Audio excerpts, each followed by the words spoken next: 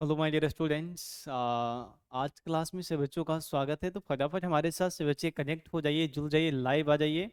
आज का जो क्लास होने वाला है माय डियर स्टूडेंट्स, बहुत ही बेहतरीन क्लास होने वाला है बच्चों। तो जुड़ जाइए हमारे साथ इस छोटे से परिवार में और एक हिस्सा बन जाइए हमारे साथ। तो आइए आगाज करते हैं आज का क्लास। आइए आगाज करते हैं आज का क्लास, जो कि हम ललन टॉप सवाल लेकर आए हैं। हिंदी के टॉप मोस्ट क्वेश्चन लेकर आए हैं बच्चों, जो कि आपके एग्जाम से रिलेटेड है, जो कि 2023 वाले बच्चों के लिए बहुत ही ज़्यादा खास होने वाला है आज का क्लास। तो बच्चों देखिएगा, हमारा जो है 25 लघुतरीय प्रश्न है बच्चों, ठीक है। 25 लघुतरीय प्रश्न है। तो फटाफट हमारे साथ सभी बच्चे कनेक्ट हो जाओ, जुड़ जाओ, लाइव आ जाओ। सभी बच्चे को जय श्री कृष्णा, राधे राधे, नमस्कार। आज आगाज करते हैं आज का क्लास को। और एक बार आप लोग क्लास को शुरू करने से पहले अपने अपने फ्रेंड्स, अपने अपने साथी, दोस्त जो भी है, सभी के पास में वीडियो को फैला दो बच्चों, ठीक है। तो आइए शुरू करते हैं। सबसे पहला क्वेश्चन देखते हैं बच्चों।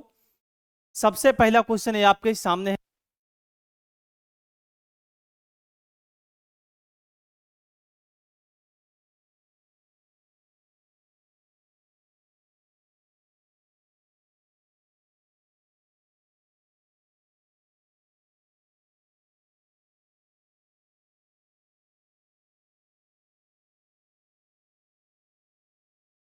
चलिए, सबसे पहला सवाल हमारा है बच्चों कि लहना सिंह कौन है।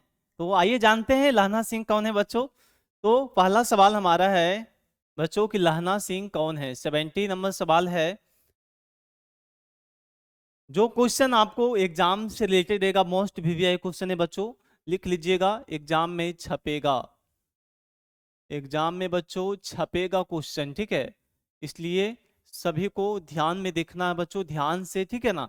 और वीडियो को शुरू से लेकर अंत तक जरूर देखें बच्चों, ठीक है। देखिएगा, उत्तर हमारा है कि लहना सिंह उसने कहा था। लहना सिंह उसने कहा था कहानी का नायक है। कौन है? कहानी का बच्चों एक नायक है, ठीक है ना। और देखिएगा, वह एक वीर सैनिक है। क्या है? लहना सिंह जो है एक वीर सैनिक है, ठीक है। क्वेश्चन अगर एग्जाम में पूछ देगा कि लहना सिंह कौन है, तो लहना सिंह एक वीर सैनिक था बच्चों, ठीक है। क्लियर है। उसे अपने प्राणों की चिंता नहीं है। एक सैनिक को अपने प्राण की चिंता नहीं होती, ठीक है ना। अपने देश के प्रति उसका चिंता होता है बच्चों, ठीक है। तो हमें ध्यान में रखना है, एक फौजी को अपने को चिंता नहीं होता, अपने शरीर का चिंता नहीं होता है।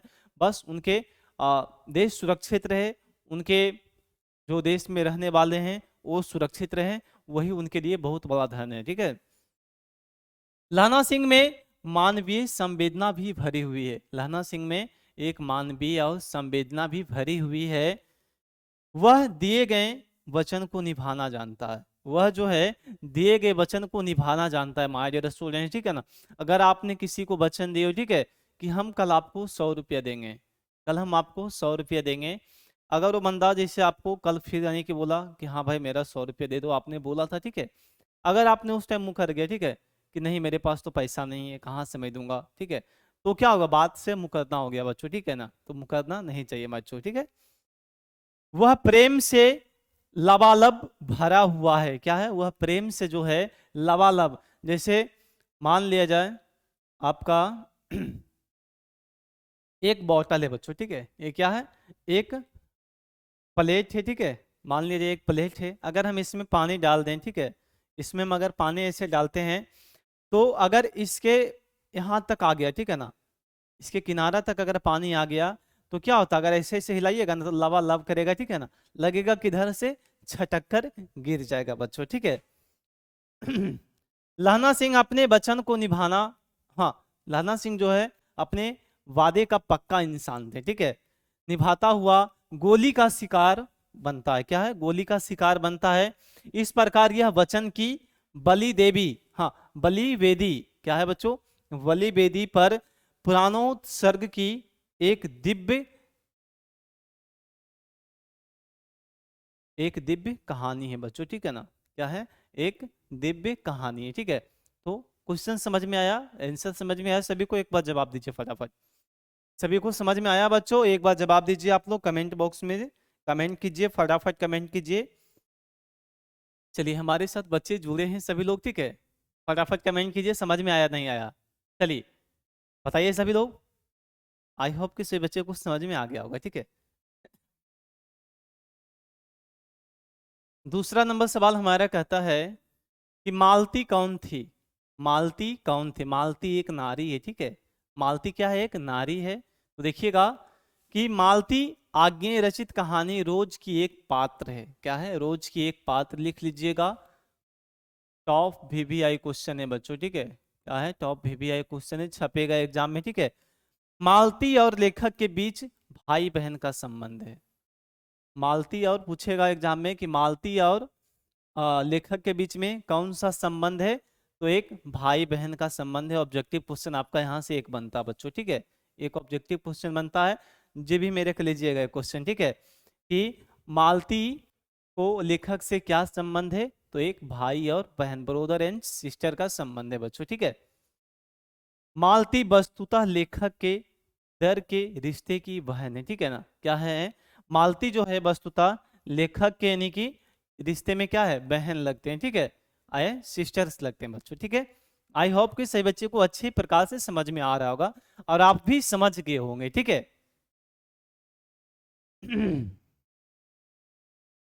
देखिए अगला क्वेश्चन हमारा है,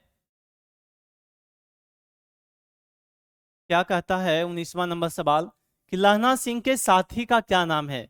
लहना सिंह के जो साथी हैं उनका नाम क्या है बच्चों? तो देखिएगा लहना सिंह के साथी का नाम बजीरा सिंह है। ऑब्जेक्टिव क्वेश्चन आपका एक नंबर बनता है यहाँ पे, ठीक है।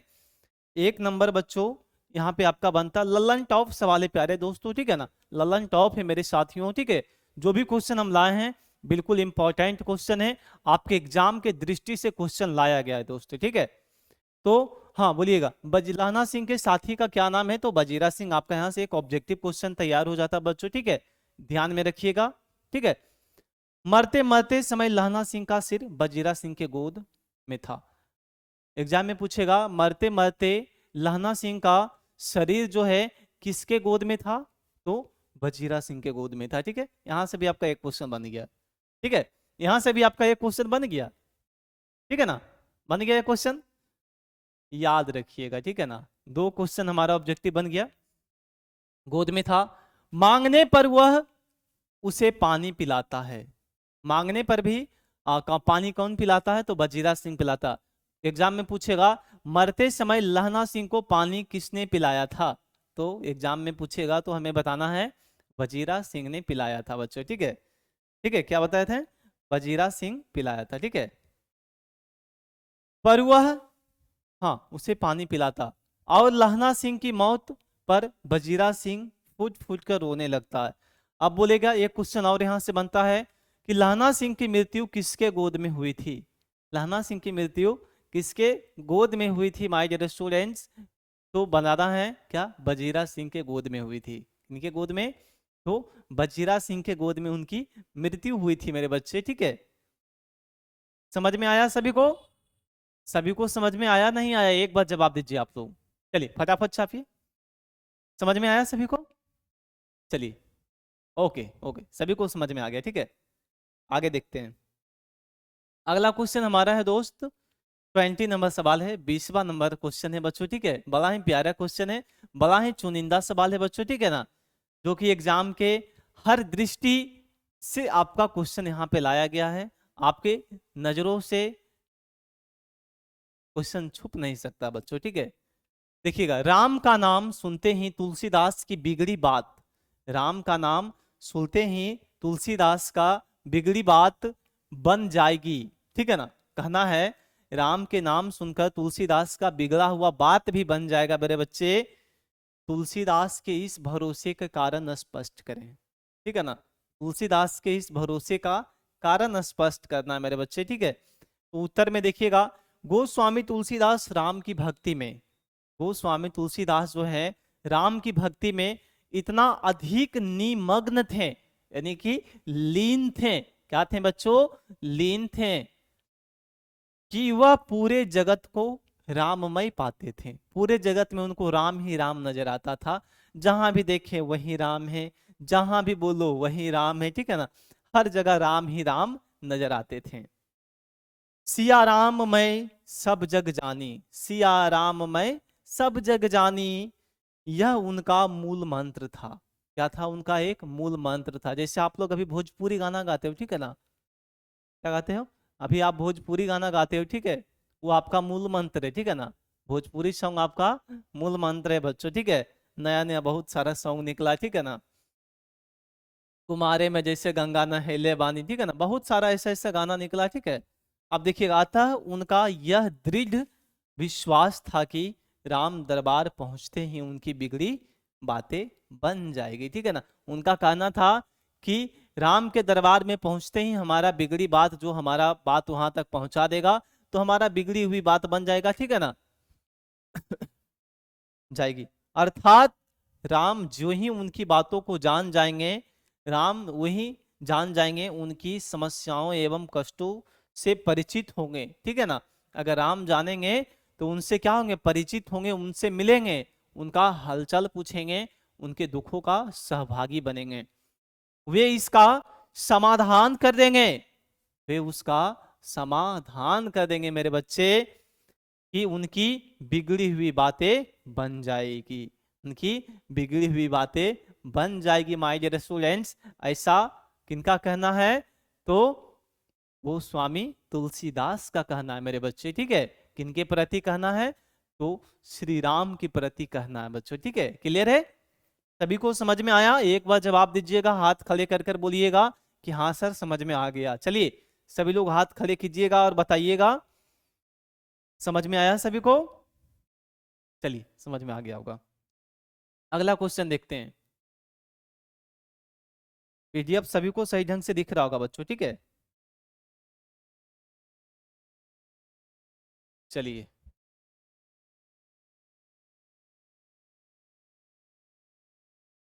21 नंबर सवाल कहता है कि पुत्र के लिए उसकी माँ क्या क्या करती है। एक पुत्र के लिए माँ जो है क्या क्या करती है, क्या क्या कष्ट सहन करती है, क्या क्या उसके लिए कदम उठाती है, ठीक है ना? एक पुत्र के लिए कौन? तो एक माँ क्या क्या सहती है, ठीक है? तो आइए जानते हैं बच्चों, ठीक है? तो उत्तर है, एक माँ जो है अपने बच्चों के लिए शीत, एक माँ जो है अपने बच्चों के लिए शीत से रक्षा करने की चिंता रखती है। शीत की सबसे पहले चिंता देखिए, अगर आपके पास रहने की जगह नहीं है, ठीक है ना?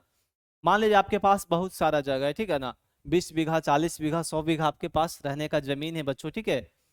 बट उसमें कोई घर मकान, पक्का मकान नहीं बना हुआ, कच्चा मकान भी आपके पास नहीं है, ठीक है ना? जहां पाते हैं वहीं आप सो जाते हैं, ठीक है? तो एक माँ का चिंता होता है, ठीक है ना, कि हम अपने बच्चों के लिए एक अच्छा सा घर बनाएं, उनको शीत से बचाएं। किससे बचाएं? शीत से बचाएं, ओस से बचाएं, ठीक है? एक माँ का कहना है, ठीक है? करने की चिंता रहती है। माँ गोद से भी उसे नहीं उतारती है। एक माँ के लिए उसका बेटा, उसका बच्चा, चाहे बेटा हो चाहे बेटी हो, ठीक है ना, उसके माँ के लिए बेटा रहे चाहे बेटी रहे, उनके लिए सब बराबर है, ठीक है? बच्चे की आवाज सुनकर वह दौड़कर आती है, बच्चे की आवाज सुनकर वह दौड़कर आती है कि कहीं मेरे बच्चे को कोई चोट तो नहीं लगा है, कहीं मेरे बच्चे तो गिर गया नहीं है। इसलिए माँ क्या होती है? दौड़ कर आती है, ललकारती है बच्चों को, ठीक है? और कहती है, और पुत्र की रक्षा करती है। माँ थपकी देकर पुत्र को सुलाती है, सो जा मेरे बेटे, सो जा, ठीक है ना? मैं तुझे लोरी सुनाऊंगा, कहानियां सुनाऊंगा। प्यार से कहती है बच्चों को, बेटा तू सो जा, ठीक है? बड़ी अच्छे अच्छे कहानियां सुनाते हैं, ठीक है ना? पेट पे थपकी दे देकर सुलाते हैं बच्चों, ठीक है?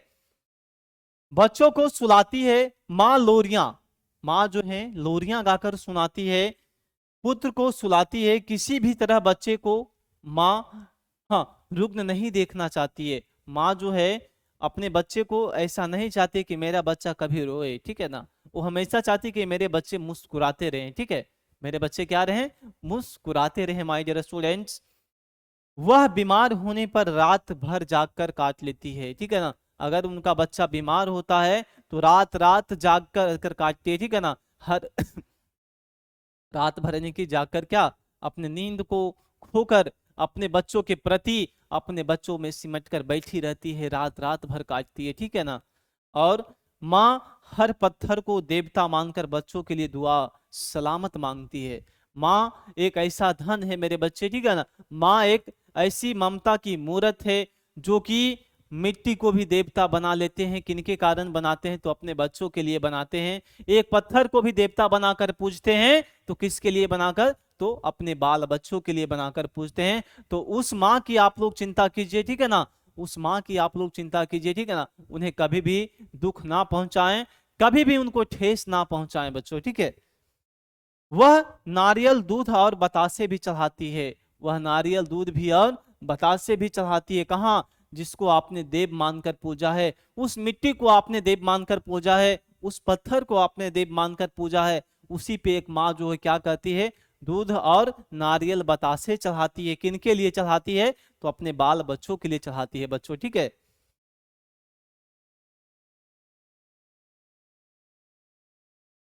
अपना बच्चा छीनते ही वह असहाय और विवश हो जाती है। अगर किसी माँ का बच्चा उनके गोद से छीन जाता तो माँ क्या हो जाती है? असहाय और विवश हो जाती है। उनको जिंदगी भर रोना धोना लगा रहता है, ठीक है ना। अगर एक माँ के हाथ से उनका बेटा छीन जाए, ठीक है ना, तो उनको जिंदगी भर सुख नहीं मिलेगा, ठीक है ना। जिंदगी भर वो अपने बेटे की याद में तड़पती रहेगी, ठीक है ना। अपने बेटे की याह में भटकती रहेगी, ठीक है ना। एक वो जिंदा मूरत रहती है, ठीक है ना। क्या रहती है? एक माँ जो है एक अपने पुत्र के जिंदा मूरत बनकर रह जाती है, ठीक है। लेकिन उनके अंदर साहस और शक्ति नहीं पड़ती है बच्चों, ठीक है। क्लियर है यहाँ तक? समझ में आया सभी को? एक बार जवाब दीजिएगा कमेंट बॉक्स में, छाप दीजिए जरा, छाप दीजिए फटाफट। सभी को समझ में आया नहीं आया एक बार बताइए, चलिए फटाफट बताइए जरा, देखते हैं हम भी किसमें कितना दम है। चलिए छापिए फटाफट और बताइए, समझ में आया सभी को? कहा गया है, एक शायर है आप लोगों के लिए, ठीक है। कहा गया है कि लहरों से डरकर नौका पार नहीं होती है बच्चों, ठीक है ना। लहरों से डरकर नौका पार नहीं होती है, और कोशिश करने वालों की कभी हार नहीं होती है, और बिना बोले बिना कुछ किए कभी भी जय जयकार नहीं होती है माय डियर स्टूडेंट्स। तो इसी के साथ हमारा जो है 23वां या 24वां नंबर सवाल हमारा, हाँ 21वां नंबर सवाल हमारा कंप्लीट हो चुका है। अब हम लोग 22वें नंबर सवाल की ओर प्रस्थान करेंगे बच्चों, ठीक है। चलिए 22वां नंबर सवाल हमारा देखिए क्या कहता है। सवाल बड़ा ही चुनिंदा है बच्चों, हर एग्जाम में छपने वाला क्वेश्चन है। 22 नंबर सवाल देखिए क्या कहता है कि प्यारे नन्हे बेटे की कविता का सारांश लिखिए। हर एग्जाम में आपको एक सारांश देगा बच्चों, ठीक है ना। हर एग्जाम में आपको एक सारांश लिखने के लिए देगा। तो आप लोग ध्यान से देखिएगा कि सारांश हम कैसे लिखें, किस तरह से लिखें कि हमारा फुल टू फुल मार्क्स मिले, ठीक है। तो आइए देखते हैं बच्चों, ठीक है। तो यह कविता विनोद कुमार शुक्ल द्वारा रचित है। किनके द्वारा रचित है? तो विनोद कुमार शुक्ल के द्वारा यह जो है, हाँ कविता रचित है मेरे बच्चे, ठीक है। इसका नायक अपने नन्हे बेटे को कंधे पर बिठाकर, अपने नन्हे बेटे को देखिएगा ना, गांव में जाइएगा तो जो आपके दादा होंगे, ठीक है ना, बच्चे में जब आप बच्चे होंगे, बच्चे थे जब, ठीक है ना, तो आपके दादाजी जो है कंधे पर बिठाकर, ठीक है ना, स्कूल ले जाया करते होंगे, ठीक है ना। घुमाया करते होंगे, गली गली टहलाया करते होंगे, ठीक है ना। नन्ही बिटिया से जो घर के भीतर बैठी है, पूछता है कि बनला आस पास कहाँ लोहा है, ठीक है ना। बनला आस पास लोहा कहाँ है। उसे लगता है कि बिटिया चिमटा कलछुल कलाही सांकल कब्जा कील आदि का नाम लेगी, ठीक है ना। क्या लेगी? नाम लेगी। लकड़ी के दो खंभों पर बांधा हुआ तार भी लोहे का है। क्या है? लकड़ी, जैसे देखिएगा दो खंभा जैसे मान लिया जाए, ये हमारा दो खंभा है बच्चों, ठीक है ना। इस पर एक तार बंधा हुआ है, ठीक है। हम इस पर कोई कपड़ा वगैरह सुखाते हैं, ठीक है ना, बहुत सारी चीजें जो कि हमको सुखाने का काम आता है। जिस पर उसके भाई, जिस पर उसके भाई जो हैं,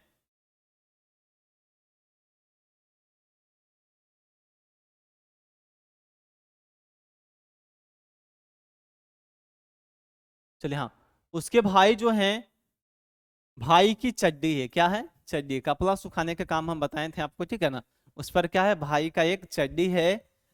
वह साइकिल और सेफ्टी पिन में भी लोहा बताएगी।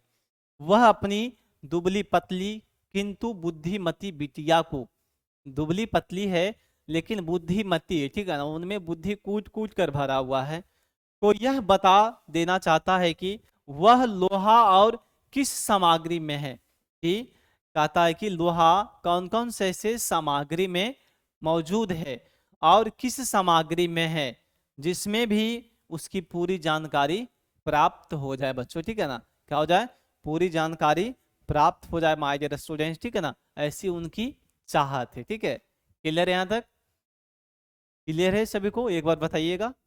चलिए, आई होप कि क्लियर ही होगा बच्चों, ठीक है। चलिए 23 नंबर सवाल देखिएगा, तुमुल कोलाहल कलह से लिया गया क्वेश्चन है बच्चों, ठीक है। कहाँ से लिया गया बाबू, तुमुल कोलाहल कलह से लिया गया है। देखिए 23 नंबर सवाल क्या कहता है बच्चों कि हाँ, तुमुल कोलाहल कलह में कविता का सारांश लिखिए, ठीक है ना, ये भी आपका सारांश ही है बच्चों, ठीक है। यहाँ से भी क्वेश्चन आता है कि श्रद्धा जो मनुष्य की रगात्मक, क्या है, रगात्मक वृत्ति का प्रतीक है, वह कहती है, क्या है, वह कहती है जीवन कोलाहलपूर्ण भीषण संघर्ष में है, क्या है, जीवन जो है कोलाहलपूर्ण भीषण संघर्ष में, मैं आत्मा की मनोहर वाणी हूँ, क्या हूँ, मैं एक आत्मा की मनोहर वाणी हूँ, बुद्धि भौतिक संघर्ष कराती है एवं श्रद्धा की आत्मिक वाणी शांति और सुख लाती है, क्या है, श्रद्धा का जो वाणी है आत्मिक क्या लाती है बच्चों, एक सुख प्रदान करती है आपके शरीर में। भौतिक संघर्ष की भीषण हलचल में मनुष्य की बुद्धि निस्सहाय हो जाती है, भौतिक की हलचल में मनुष्य का जो बुद्धि है वो एक निस्सहाय हो जाता, अपंग हो जाता बच्चों, ठीक है ना, उनको कुछ भी समझ में नहीं आता है। तब हृदय का राग ही मनुष्य की सहायता करती है, तब जो हृदय से जो निकलने वाला जो आवाज है, ठीक है ना, अगर आप कहीं रात में कहीं से प्रवेश कर रहे हो, कहीं से जा रहे हो, ठीक है ना, बीच में घना जंगल है, क्या है, बीच में घना जंगल है, ठीक है ना, आपको डर लग रहा है, बहुत तरह तरह की आवाजें जंगल से आ रही है, आपको जंगल पार करने में डर लग रहा, तो अंदर से आवाज आता है जय श्री राम, जय हनुमान, जय बजरंग बली, ठीक है ना, अंदर से बहुत तरह की आपके आहट से आवाज आएगी, ठीक है ना, जय बजरंग बली, जय बजरंग बली करके किसी प्रकार से आप वहां से पार कर जाते हो, ठीक है।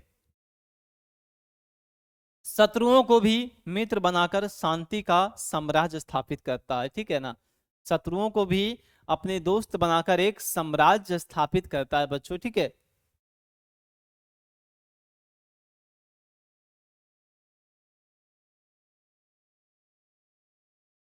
बुद्धि भेद उत्पन्न करता है, क्या कहता है, बुद्धि और एक भेद उत्पन्न करता है मेरे बच्चे, ठीक है। देखिएगा, हाँ, भेद उत्पन्न करता, व्याकुल होकर नींद की, व्याकुल होकर नींद की क्षणों को खोजता है और ना पाकर थक जाती है। जब देखिएगा रात में जब आप सोते होंगे, ठीक है ना, अगर आपको नींद नहीं आता तो व्याकुल सा लगता कि कब नींद आ जाए, कभी नीचे बैठते होंगे, कभी ऊपर जाते होंगे, कभी टहलते होंगे, ठीक है ना, किसी प्रकार से नींद आ जाए, तब मैं मलयानिल की तरह सुख की नींद सुला जाती हूँ, ठीक है। एक मलयानी, एक, ठीक है ना, मलयानिल कोई नाम है, ठीक है ना, उनके तरह नींद में सुल जाती हूँ, अर्थात मनुष्य की बुद्धि जो है एक महत्वाकांक्षी होती है, क्या होती है, महत्वाकांक्षी होती है, भौतिक आकांक्षाओं का अंत नहीं होता है, भौतिक आकांक्षाओं का अंत नहीं होता, आपके अंदर तरह तरह की सवालें आएंगी, ठीक है ना, जब सोइएगा तो आपका दिमाग लगेगा कि हम कहाँ से कहाँ पहुंच गए, ठीक है ना, आप कब राजा बन गए हो, कब रंक बन गए हो, कब क्या बन गए हो, कभी एसपी बन गए, कभी डीएम बन गए हो, ठीक है ना, बहुत तरह के आपके अंदर सवाल ऐसे ऐसे आएंगे। एक इच्छा के बाद दूसरी इच्छा होती रहती है, इंसान को कभी भी इच्छा पूर्ण नहीं हुआ, ठीक है ना, इंसान का इच्छा कभी भी पूर्ण नहीं हुआ है और ना ही कभी पूर्ण होगा बच्चों, ठीक है। अर्थात भौतिक बुद्धि सदैव चंचल रहती है, भौतिक बुद्धि क्या रहती है, सदैव चंचल रहती है, आकांक्षाओं की पूर्ति नहीं हो सकती है, अतः एक दिन बुद्धि जो है हार जाती है, बुद्धि जो है क्या है, एक दिन हार जाती है आपके शरीर को छोड़कर, तब वह बड़ी व्याकुलता से शांति, कहा गया है कुछ ना ही कुछ लेकर आया है, ठीक है ना, इस धरती पे ना ही कुछ लेकर आया है, ना ही कुछ लेकर जाएगा, खाली हाथ आया है और खाली हाथ ही चला जाएगा, ठीक है ना। ना ही कुछ लेकर आया है, ना ही कुछ लेकर यहाँ से जाएगा, खाली हाथ तू आया था और खाली हाथ ही चला जाएगा बच्चों, ठीक है ना।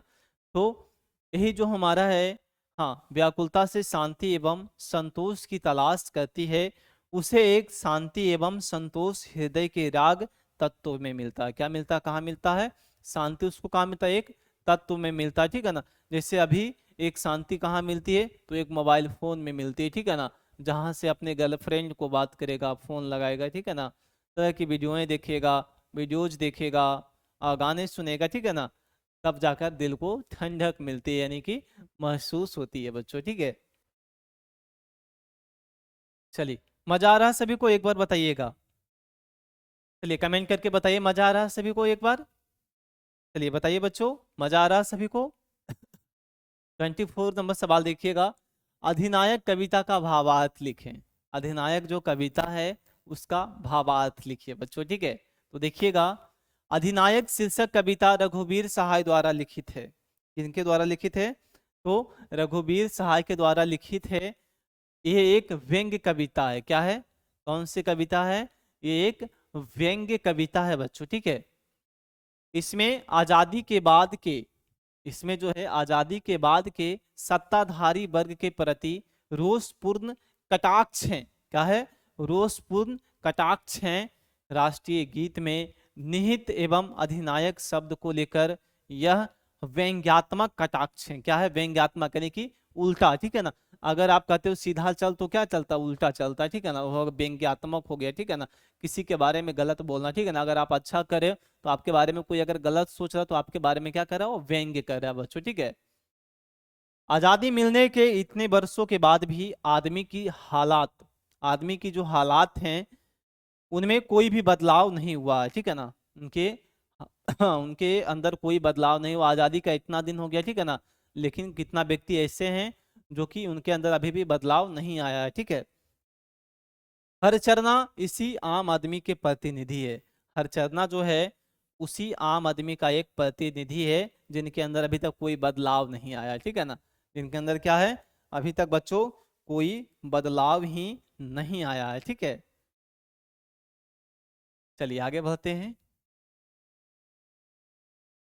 आई होप कि सभी बच्चे को बहुत मजा आ रहा होगा आज का क्लास में, क्योंकि क्लास ही इतना बेहतरीन है कि मजा आने वाला ही है, ठीक है ना। हरचरना स्कूल जाने वाला। हरचरना जो है एक बच्चा है जो कि स्कूल जाने वाला है। एक बदहाल गरीब लड़का है। क्या है, एक बदहाल गरीब लड़का, ठीक है। कौन, हरचरना जो है एक बदहाल और एक गरीब लड़का है। कवि प्रश्न करता है, कवि उस बच्चे से प्रश्न करता है कि राष्ट्रीय गीत में वह कौन भारत भाग्य विधाता है। राष्ट्रीय गीत में वह कौन भारत भाग्य विधाता। देखिए, जन गण मन अधिनायक जय है, भारत भाग्य विधाता, पंजाब से सिंध गुजरात मराठा, द्राविड़ उत्कल बंगा, विंध्य हिमाचल यमुना गंगा, उछल जल्द तिरंगा, तब शुभ नामे जागे, तब शुभ आशीष मांगे, गाहे तब जय गाथा, जनगण मंगलदायक जय हो भारत भाग्य विधाता। देखिए, भारत भाग्य विधाता है जिसका गुणगान पुराने ढंग की ढीली ढाली हाफ पैंट पहने। ढीली ढाली, पुराने जमाने में देखना, अगर पैंट भी पहनता ना इंसान तो लगता ना, अभी अगर वैसा कोई पैंट पहनेगा ना उसमें एक आदमी प्रवेश कर जाएगा, एक आदमी इधर से प्रवेश कर जाएगा, एक आदमी इस पैर से प्रवेश कर जाएगा। गरीब हरचरना गाता है। कौन गाता है, गरीब जो हरचरना है वही गीत गाता है। कवि का कहना है कि राष्ट्रीय त्योहार के दिन झंडा फहराए जाने के जलसे में वह फटा सूथड़ा, फटा सूथड़ा पहने वही राष्ट्रगान दोहराता है, जिसमें इस लोकतांत्रिक व्यवस्था, इसमें जो है हमारे लोकतांत्रिक व्यवस्था है उनमें भी ना जाने किस अधिनायक का गुणगान किया गया है। किस अधिनायक का गुणगान किया गया है माय डियर स्टूडेंट्स, ठीक है ना। चलिए समझ में आ रहा हो सभी को, नहीं। देखिए 25 नंबर सवाल देखिएगा बच्चों, ठीक है। बड़ा ही बेहतरीन बेहतरीन क्वेश्चन है बच्चों। चलिए 25 नंबर सवाल है, बड़ा ही बेहतरीन सवाल है बच्चों, ठीक है ना। पीडीएफ सभी को सही ढंग से दिख रहा, बताइएगा। पीडीएफ सभी को सही ढंग से दिख रहा ना? चलिए दिख रहा होगा। जयशंकर प्रसाद, थोड़ा सा बड़ा कर देते हैं और पीडीएफ को अच्छा से दिखेगा। चलिए हाँ, जयशंकर प्रसाद हाँ, एक छायावाद के सर्वश्रेष्ठ कवि हैं। जयशंकर प्रसाद हैं, क्या हैं? एक छायावाद का सर्वश्रेष्ठ कवि हैं, जो कि उनका जन्म 1889 ईस्वी में हुआ है, ठीक है। याद रखिएगा, उनका जन्म कब हुआ है? तो 1889 में हुआ है। कहाँ हुआ है? तो वाराणसी में हुआ है। वाराणसी में उनके, हाँ, सुघनी साहू परिवार में। कौन से परिवार में हुआ है? तो सुघनी साहू परिवार में हुआ है। इनके पिता का नाम क्या था? देवी प्रसाद साहू था बच्चों, ठीक है ना। इनके पिता का नाम क्या था? देवी प्रसाद साहू। और इनके जो है साहित्यकारों को बड़ा ही सम्मान मिलता था। क्या मिलता था? इनके साहित्यकार का बड़ा ही सम्मान मिलता था।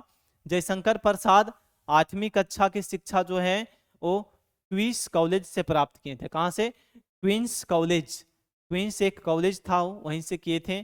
परंतु पारिवारिक स्थितियों से मजबूर होकर उन्हें स्कूल छोड़ना पड़ा।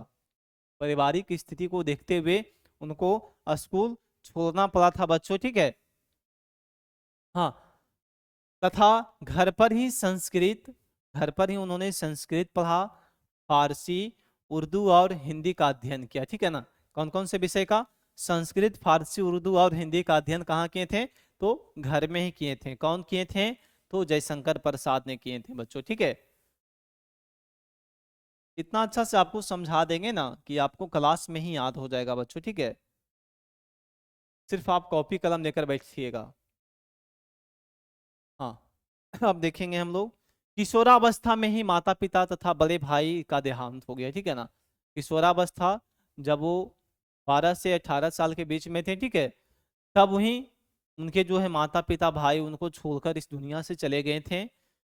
हाँ, परिवार में व्यापार का उत्तरदायित्व, जो उनके पिताजी जो व्यापार करते थे उनका उत्तरदायित्व जो है इन्हें संभालना पड़ा। किनको? किनको संभालना पड़ा जी, बताइए। चलिए,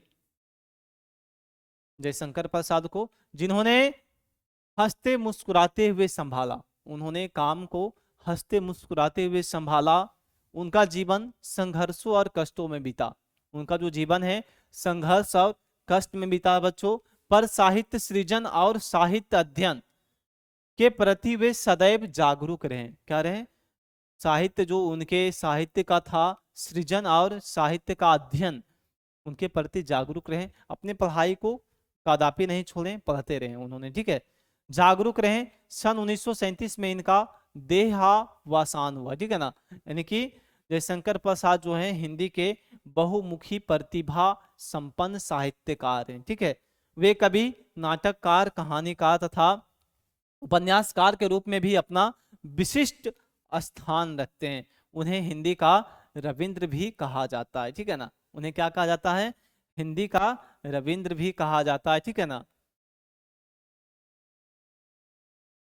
हाँ, चित्रधारा, चित्रधारा, कानन, कुसुम, प्रेम पथिक, महाराणा की महत्व, झरना, लहर, आंसू तथा कमायनी उनकी प्रमुख काव्य रचनाएं बच्चों, ठीक है ना। इतने सारे उनके काव्य रचनाएं, ठीक है ना। आप लोग स्क्रीनशॉट मार लीजिए बच्चों, ठीक है। चलिए मार लीजिए स्क्रीनशॉट फटाफट।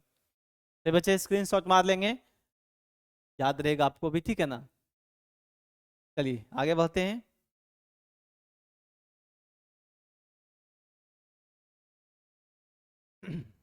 चलिए 26वां नंबर सवाल है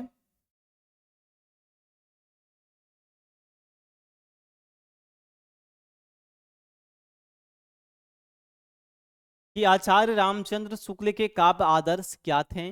परगीत और समाज पाठ के आधार पर स्पष्ट करें। तो इनका जो है नामवर सिंह परगीत और समाज शीर्षक के निबंध अनुसार आचार्य रामचंद्र शुक्ल ने बच्चों, ठीक है, काव्य का आदर्श जो है प्रबंध काव्य थे, ठीक है। क्योंकि प्रबंध काव्य में मानव जीवन का एक पूर्ण दृश्य होता है, ठीक है। प्रबंध काव्य जीवन के संपूर्ण पक्ष को, प्रबंध का जो है जीवन के संपूर्ण पक्ष को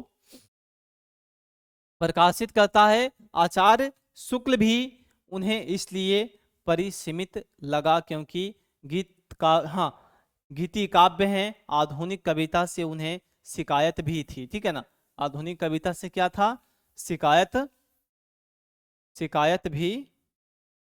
तो इनका कारण था कि कला कला जो है, कला की पुकार, जिसके फलस्वरूप यूरोप यूरोप में परगीत मुक्त लिरिक्स का ही चलन अधिक देखकर यह कहा जाने लगा कि अब जो है यहाँ भी उसी का जमाना आ गया है। इस तर्क के पक्ष में यह कहा जाता है कि अब ऐसी लंबी कविताएं पढ़ने की किसी को फुर्सत कहाँ है, ठीक है ना। अब लंबी कहानी पढ़ने का फुर्सत कहाँ, अब कॉमेडी वीडियो देखेंगे, ठीक है ना। क्या कहते हैं, सास बहू सीरियल देखेंगे, ठीक है, तारक मेहता का उल्टा चश्मा देखेंगे, ऐसी ऐसी चीजें अब आ गया, ठीक है, जिसमें कुछ इतिवृत्त भी मिला रहता है। ऐसी धारणा बन गई है कि अब तो विशुद्ध काव्य की सामग्री जुटकर सामने रख देनी चाहिए, जो छोटे छोटे परगीत मुक्तकों को संभव है। इस प्रकार काव्य में जीवन को अनेक परिस्थितियों की ओर झेलना पड़ता है बच्चों, ठीक है। तो हमारा अगला क्वेश्चन अब देखते हैं बच्चों, ठीक है। अगला क्वेश्चन है,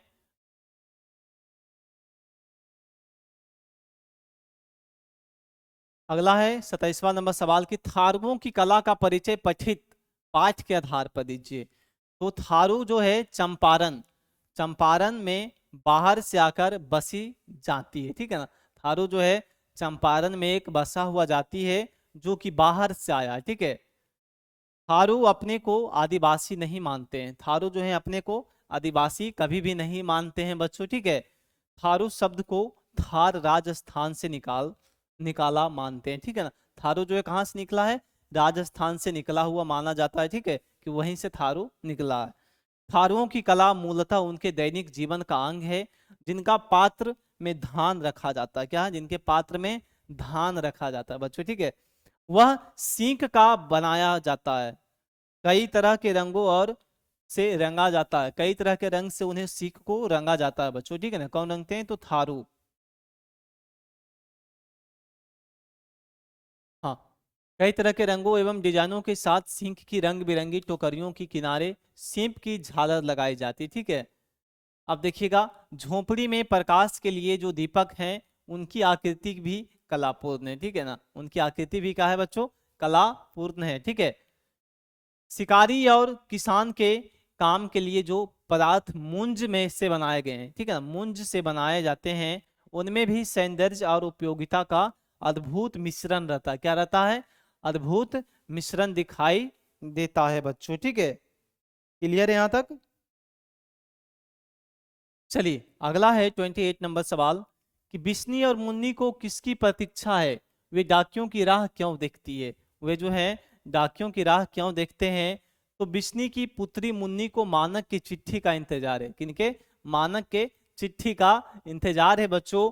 प्रतीक्षा करती है कौन, बिस्नी, मानक की माँ, और मुन्नी उनकी सगी बहन है, ठीक है ना। क्या है, सगी बहन है।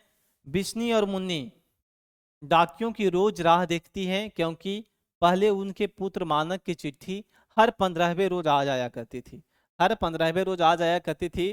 तो लगेगा ही, ठीक है ना, कि क्यों नहीं आ रहा, ठीक है।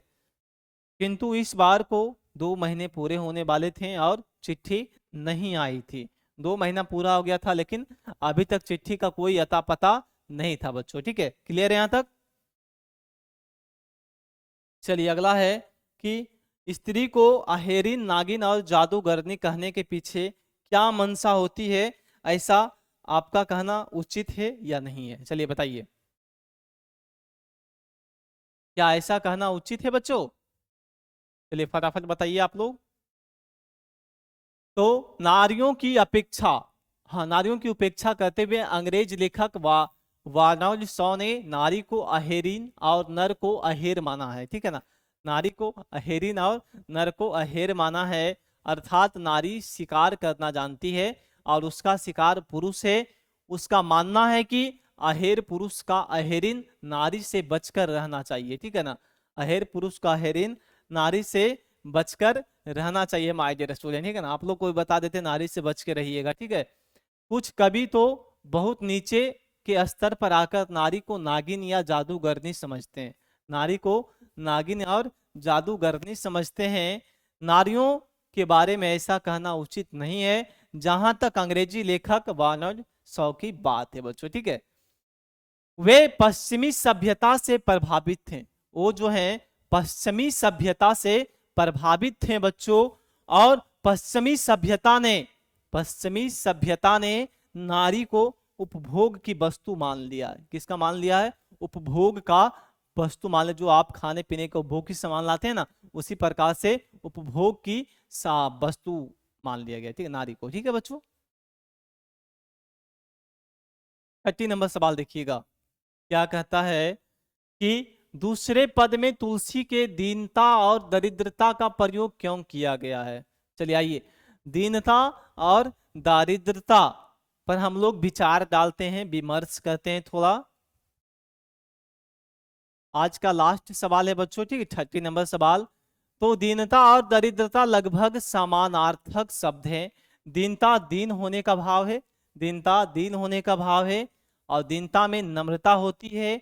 दीनता जो है गरीब को भी कहते हैं। दीनता विपत्रता को भी कहते हैं। दीनता मनुष्य की दुर्व्यवस्था है। दीनता में मनुष्य की दुर्दशा भी होती है, ठीक है ना। कितना चीज बन रहा है।